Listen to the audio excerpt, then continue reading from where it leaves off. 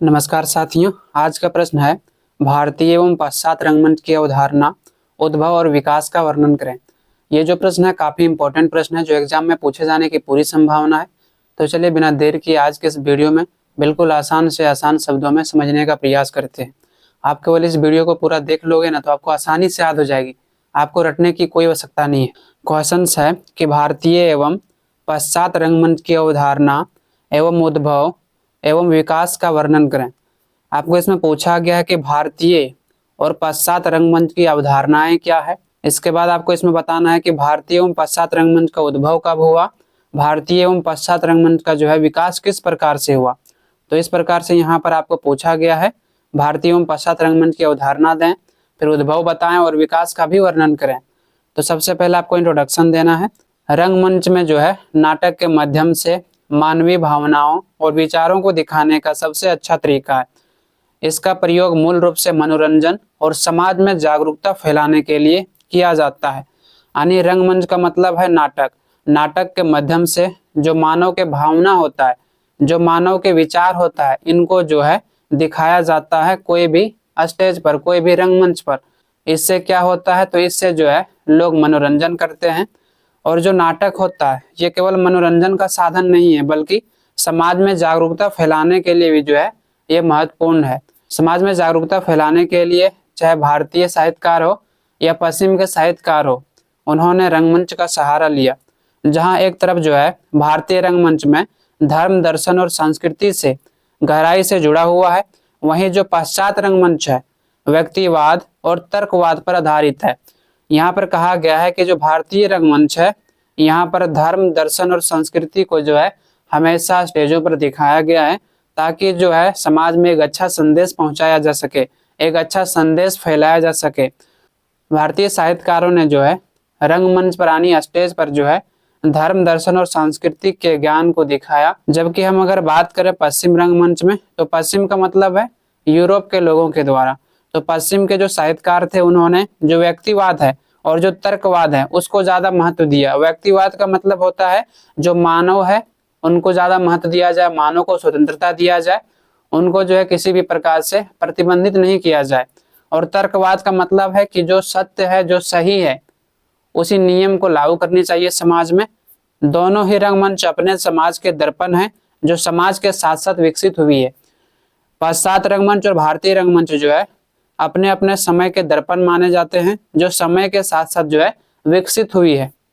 उसके बाद next heading आपको बनाना है भारतीय एवं पाश्चात्य रंगमंच की अवधारणाएं एवं उद्भव और विकास। भारतीय एवं पाश्चात्य रंगमंच की जो अवधारणा है, जो उद्भव है, जो विकास है, उसको हम लोग निम्नलिखित बिंदुओं के माध्यम से समझ सकते हैं जो इस प्रकार से है। पहले हम लोग समझेंगे भारतीय रंगमंच का जो है अवधारणा क्या है, फिर समझेंगे भारतीय रंगमंच का उद्भव कैसे हुआ, और फिर समझेंगे भारतीय रंगमंच का विकास कैसे हुआ। और जब हम भारतीय रंगमंच को समझ लेंगे उसके बाद हम समझेंगे कि पाश्चात्य रंगमंच की अवधारणाएं क्या है, पाश्चात्य रंगमंच का उद्भव कैसे हुआ, और फिर समझेंगे कि पाश्चात्य रंगमंच का विकास कैसे हुआ। तो आप इस वीडियो में थोड़ा सा पेशेंस बनाए रखना। मैं आपको इस बात की गारंटी देता हूं कि आप इस वीडियो को पूरा देख लिए तो आपको आसानी से याद हो जाएगी, आपको रटने की कोई आवश्यकता नहीं है। पहला जो है वो है भारतीय रंगमंच की अवधारणा। भारतीय रंगमंच की क्या अवधारणाएं हैं।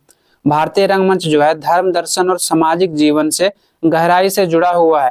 यह न केवल मनोरंजन का साधन है बल्कि शिक्षा, संस्कृति और समाज को दर्पण भी दिखाता है। भारतीय रंगमंच का मतलब है कि जब भारतीय समाज में नाटक के माध्यम से धर्म को दिखाया गया, दर्शन को दिखाया गया, और इस प्रकार से जो है जो धर्म और दर्शन था उस समय मूल रूप से रंगमंच के माध्यम से दिखाया जाता था जिससे समाज में जो है अच्छे संदेश पहुंचते थे। इस प्रकार से यह जो है केवल मनोरंजन का साधन नहीं था, यानी कि जो नाटक है वो केवल मनोरंजन का साधन नहीं था बल्कि जो है शिक्षा, संस्कृति और समाज का जो है दर्पण था। क्योंकि साथियों रंगमंच के माध्यम से जो है लोगों को शिक्षा दिया जाता था। इसके अलावा जो भारतीय संस्कृति है उसको भी जो है रंगमंच पर दिखाया जाता था, इससे समाज में अच्छे संदेश पहुंचाया जाता था। और जो रूढ़िवादी विचारधारा है, परंपराएं हैं, उसका खंडन भी किया जाता था। तो इस प्रकार से हम कह सकते हैं कि भारतीय रंगमंच की अवधारणा संस्कृति और शिक्षा के लिए महत्वपूर्ण था। उदाहरण के लिए रंगमंच के माध्यम से भारतीय समाज में जो रूढ़िवादी विचारधारा था, जो परंपराएं थी जैसे कि छुआछूत, सती प्रथा, ये सभी परंपराओं को जो है समाप्त करने का प्रयास किया गया। उनके प्रति लोगों को जो है जागरूक किया गया और समाज में अच्छे संदेश फैलाया गया। यानी कि रंगमंच के माध्यम से, नाटक के माध्यम से, कहानी के माध्यम से भारतीय समाज में जो रूढ़िवादी विचारधारा था, चाहे छुआछूत हो, चाहे सती प्रथा हो, तो इन सभी विचारधाराओं में परिवर्तन किया गया। इनके प्रति लोगों को जागरूक किया गया, जिससे समाज में अच्छे संदेश फैलाया गया। इतना नहीं साथियों, जो भारत के साहित्यकार थे उन्होंने अपने कहानी, नाटक और कविता के माध्यम से राष्ट्रीय चेतना को फैलाने में महत्वपूर्ण योगदान दिया। जब भारत एक स्वतंत्र राष्ट्र नहीं था, ब्रिटिश का यहाँ पर शासन था, तो उस समय में भारत के जो साहित्यकार थे उन्होंने कहानी, नाटक और कविता के माध्यम से लोगों के अंदर राष्ट्रीय चेतना को फैलाया। दूसरा आपको हेडिंग बनाना है, भारतीय रंगमंच का उद्भव। भारतीय रंगमंच का उद्भव कैसे हुआ?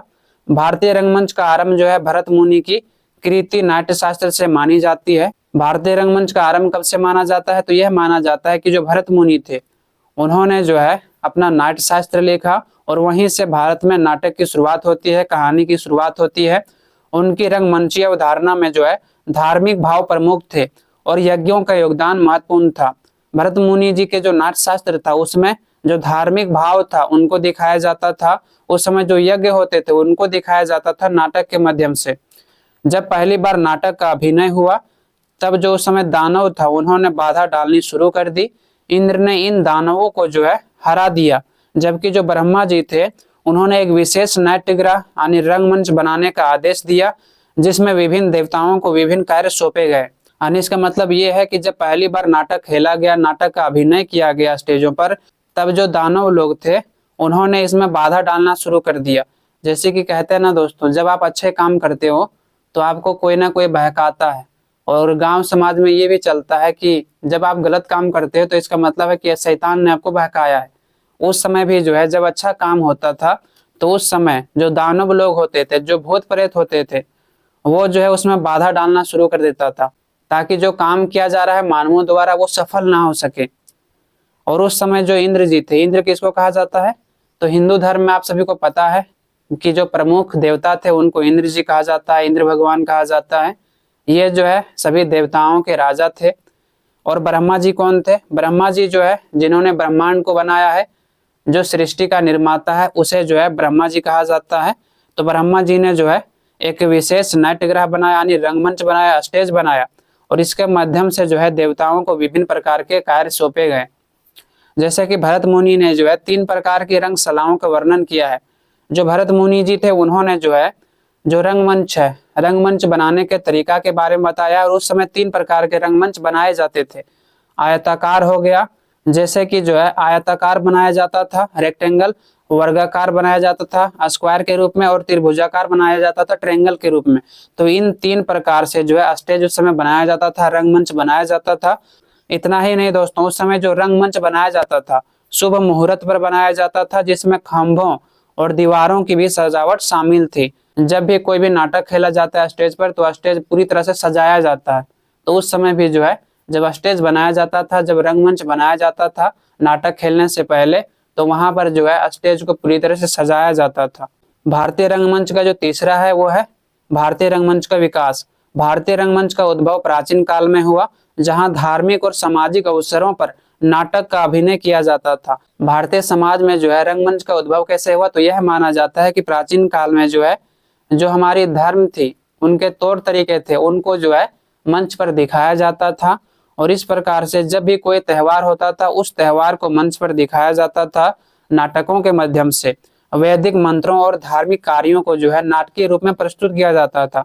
धर्म के जो वैदिक मंत्र थे उनको, या जो धार्मिक कार्य होते थे, धार्मिक गतिविधियां होती थी, उनको नाटक करके जो है मंच पर दिखाया जाता था, ताकि जो है समाज के अन्य लोगों तक जो है इनका संदेश पहुंचाया जा सके। प्राचीन ग्रंथों में भी नाटक और अभिनय का उल्लेख मिलता है। प्राचीन ग्रंथ जितने भी है दोस्तों, वहां पर माना जाता है कि प्राचीन समय में नाटक खेले जाते थे। भरत मुनि के नाट्य शास्त्र ने नाटकों और रंगमंच के विकास में महत्वपूर्ण भूमिका निभाई। तो भरत मुनि जी जो थे, इनके जो नाट्य शास्त्र था, इन्होंने सबसे पहले नाटक के बारे में बताया कि नाटक क्या है, और यहीं से जो है नाटक खेलना शुरू कर दिया गया था भारत में। तो इस प्रकार से भरत मुनि के जो नाट्य शास्त्र है उसमें नाटकों और रंगमंच के विकास में महत्वपूर्ण भूमिका निभाया। इस प्रकार से भारतीय रंगमंच धार्मिक और सांस्कृतिक अवसरों से जुड़ा हुआ है और इसका विकास इन्हीं आधार पर हुआ। यानी कि भारतीय रंगमंच जो है वो धार्मिक और सांस्कृतिक अवसरों से जुड़ा हुआ है, क्योंकि उस समय जो धर्म की गतिविधियां थी, जो हमारी संस्कृति थी, जो कल्चर था, उनको जो है स्टेज पर दिखाया जाता था ताकि जो है लोग इससे ज्यादा प्रभावित हो। उसके बाद हम लोग देखते हैं कि पश्चात रंगमंच का जो है अवधारणा क्या है, इसका जो है विकास कैसे हुआ और इसका उद्भव कैसे हुआ। पहला आपको बनाना है हेडिंग, पश्चात रंगमंच की अवधारणा। पश्चात देशों में जो है रंगमंच को थिएटर कहा जाता है। जो पश्चात यानी पश्चिम है, पश्चिम के देशों में रंगमंच को क्या कहा जाता है? थिएटर कहा जाता है। थिएटर में जीवन की घटनाओं और संघर्षों को दिखाया जाता है जिससे दर्शकों पर गहरा प्रभाव पड़ता है। थिएटर के माध्यम से जो है उस समय जो समाज में घटनाएं होती थी, जो समाज में संघर्ष होता था, उनको दिखाया जाता था, जिससे जो दर्शक होते थे, जो उस नाटक को देखते थे, उससे काफी प्रभावित होते थे। इसमें नाटककार, अभिनेता और निर्देशक सब शामिल होते थे। यानी कि जब नाटक खेला जाएगा मंचों पर, तो नाटक खेलने वाला जो अभिनेता होगा, नाटक का डायरेक्शन करने वाला निर्देशक होगा कि कैसे आपको नाटक खेलना है मंचों पर। प्राचीन समय में जो पश्चिमी विद्वान थे, जैसे कि प्लेटो हो गया या अरस्तु हो गया, इन्होंने जो है रंगमंच को महत्वपूर्ण माना। आधुनिक नाटककारों और समीक्षकों के अनुसार रंगमंच जीवन की सच्चाई को दिखाने का सबसे अच्छा तरीका है। आधुनिक नाटककारों और समीक्षकों का यह मानना है कि रंगमंच के माध्यम से जो है समाज की जो सच्चाई है उसको दिखाया जाता है। तो इस प्रकार से समाज की सच्चाई को दिखाने के लिए रंगमंच एक महत्वपूर्ण तरीका है। फिर नेक्स्ट हेडिंग बनाना है इसका दूसरा, पश्चात रंगमंच का उद्भव। अब हम लोग जानते हैं कि पश्चात रंगमंच का उद्भव कैसे हुआ। पश्चात रंगमंच की शुरुआत जो है धार्मिक त्योहारों से हुई। पश्चात रंगमंच की शुरुआत कैसे हुई? जिस प्रकार से भारत में जो है रंगमंच की शुरुआत धार्मिक त्योहारों से हुआ, अपनी संस्कृति को फैलाने के लिए हुआ, उसी प्रकार से पश्चिम में भी जो है रंगमंच की शुरुआत धार्मिक गतिविधियों से हुई, धार्मिक त्योहारों से हुई। यूनान में डायोनिसोस और बेकस देवता की पूजा के दौरान लोग नाटकीय कार्यक्रम आयोजित करते थे। यानी यूनान में जब डायोनिसोस और बेकस देवता की पूजा की जाती थी, तो उस दौरान जो है लोग उत्सव में क्या करते थे? तो नाटकीय कार्यक्रम आयोजित करते थे, यानी मंचों पर जो है नाटक खेलते थे।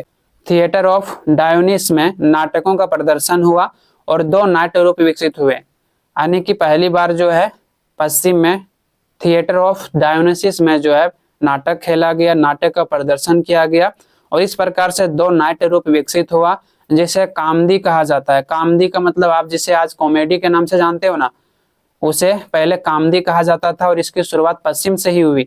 और त्रासदी यानी ट्रेजेडी के नाम से जाना जाता है। तो उस समय जो है पश्चिम में दो प्रकार के नाट्य रूप विकसित हुआ। एक था कामदी जिसे कॉमेडी कहा जाता है और दूसरा था त्रासदी जिसे ट्रेजेडी कहा जाता है। कॉमेडी तो आप सभी को पता है कि क्या होता है। त्रासदी का मतलब होता है जब भी आप कोई भी मूवी देखते हो तो वहां पर जो हीरो होता है हमेशा अच्छा काम करता है, वह नैतिकता पर चलता है, वह शक्तिशाली होता है, लेकिन अगर विलन कोई होता है तो विलन को भी वो जो है छोड़ देता है, कहता है सुधर जाओ तुम।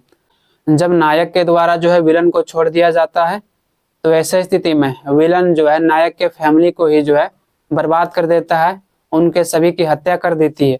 तो ऐसे स्थिति में नायक का जो है एक गलती होता है कि उन्होंने जो है विलन को छोड़ दिया, नैतिक भूल हो गया नायक से। तो जब नैतिक भूल हो जाता है तो ऐसे स्थिति में उनके साथ कुछ घटना घटती है, उनके पूरे फैमिली को नायक के फैमिली को जो है पूरी तरह से जो है खलनायक द्वारा मार दिया जाता है। यही कारण है कि जब जो दर्शक देखते थे तो उनके आंखों में आंसू हो जाता था कि यार नायक ने जो है खलनायक को उस समय क्यों छोड़ दिया। उस समय अगर जो है खलनायक को मार दिया होता तो इसकी फैमिली जो है अभी साथ होती। इस प्रकार से पश्चिम में जो है लोगों के जो दुख है, सुख है, उसको विवेचन करने के लिए त्रासदी यानी ट्रेजेडी का प्रयोग किया गया नाटकों में। फिर अंत में है पश्चात रंगमंच का विकास। यानी पश्चात रंगमंच का विकास कैसे हुआ? पश्चात रंगमंच का विकास धार्मिक उत्सवों से हुआ। जैसे कि मैंने आपको बताया, जिस प्रकार से भारत में भारतीय रंगमंच का विकास धार्मिक उत्सवों या त्योहारों से हुआ, उसी प्रकार से पश्चिम में जो है रंगमंच का विकास धार्मिक उत्सवों से हुआ। ग्रीक रंगमंच में कॉमेडी और ट्रेजेडी शैलियां विकसित हुई। ग्रीक रंगमंच में जो है ग्रीक नाटक के रूप में जो है कॉमेडी और ट्रेजेडी खेला जाता था मंचों पर। वहीं जो रोमन रंगमंच था वहां पर जो है सामाजिक और राजनीतिक विषय शामिल किए गए थे। रोमन रंगमंच यानी रोमन में जब नाटक खेला जाता था, जब कहानी प्रस्तुत किया जाता था, तो ऐसे में जो समाज की समस्याएं थी, जो राजनीतिक समस्याएं उस समय थी, उनको दिखाया जाता था, समाज के लोगों को जागरूक किया जाता था। मध्यकाल में जो है नाटक बंद हो गए, यानी पश्चिम में जो है मध्यकाल के दौरान नाटक बंद हो गया, क्योंकि पश्चिम में जितने भी राष्ट्र थे वो सभी राष्ट्र जो है अलग अलग राष्ट्रों को अपना उपनिवेश बनाने लगा था, अलग अलग राष्ट्रों को अपना गुलाम बनाने लगा था। लेकिन फिर जो है धार्मिक नाटक शुरू किया गया। जब आधुनिक दौर आया तो ऐसी स्थिति में जो है वहां पर धार्मिक नाटक शुरू हुए। नवजागरण और एलिजाबेथन थिएटर ने इसे आगे बढ़ाया। जब यूरोप में नवजागरण हुआ, रेनेसा हुआ, तो ऐसी स्थिति में वहां पर जो एलिजाबेथन थिएटर थी, तो ऐसी स्थिति में वहां पर जो एलिजाबेथन थिएटर थी उसने जो है इसको आगे बढ़ाया। इस तरह से आधुनिक काल में पाश्चात्य थिएटर के द्वारा समाज के यथार्थ को दिखाया जाने लगा। इस प्रकार से आधुनिक काल में जो है पश्चिम में थिएटर के माध्यम से नाटक खेला जाता था, कहानी खेला जाता था, और नाटक और कहानी के माध्यम से जो है समाज की जो सच्चाई है, यथार्थ का मतलब होता है समाज की सच्चाई को दिखाना, ताकि जो है लोगों को समाज की जो सच्चाई है उनके बारे में पता चल सके। इस प्रकार से यहाँ पर समाप्त होता है। आई होप आप सभी को समझ में आया होगा। आपको अगर इस वीडियो से थोड़ी सी भी सहायता मिली है तो कृपया करके एक लाइक और सब्सक्राइब करना ना भूलें, क्योंकि आपके एक लाइक और सब्सक्राइब से मुझे नेक्स्ट वीडियो बनाने के लिए मोटिवेशन मिलता है। जैसे कि साथियों, हिंदी मेजर पेपर 8 के जो है हमने कुछ VVI क्वेश्चंस बताया था और आपको कहा था कि इन प्रश्नों के आने की संभावना पूरी है, तो आपको जो है ये सभी प्रश्न छोड़नी ही नहीं है। जैसे कि पहला क्वेश्चन था राष्ट्र, राष्ट्रीयता और राष्ट्रीय चेतना, फिर दूसरा क्वेश्चन है राष्ट्रीयता की अवधारणा। तो ये दोनों क्वेश्चन पहले हमने करवा दिया है, और आज हमने जो है आपको ये क्वेश्चन करवा दिया कि भारतीय एवं पाश्चात्य रंगमंच की अवधारणा, उद्भव और विकास कैसे हुआ। नेक्स्ट वीडियो जो आने वाला है आधुनिक हिंदी रंगमंच पर जो है राष्ट्रीय चेतना के किस प्रकार से प्रभाव रहा। चौथा क्वेश्चन को जो है आप स्क्रीन पर क्लिक करके देख सकते हो। बाकी जो 2 क्वेश्चन रह गया बहुत जल्द आने वाला है, तो आपको चिंता करने की कोई आवश्यकता नहीं है। आप सभी से केवल एक ही रिक्वेस्ट है कि आप जो है इस वीडियो को अधिक से अधिक लोगों तक जो है शेयर करें, ताकि उनकी भी सहायता हो सके। आज के लिए इतना ही। आप लोगों से बहुत जल्द मिलते हैं नेक्स्ट वीडियो में। धन्यवाद।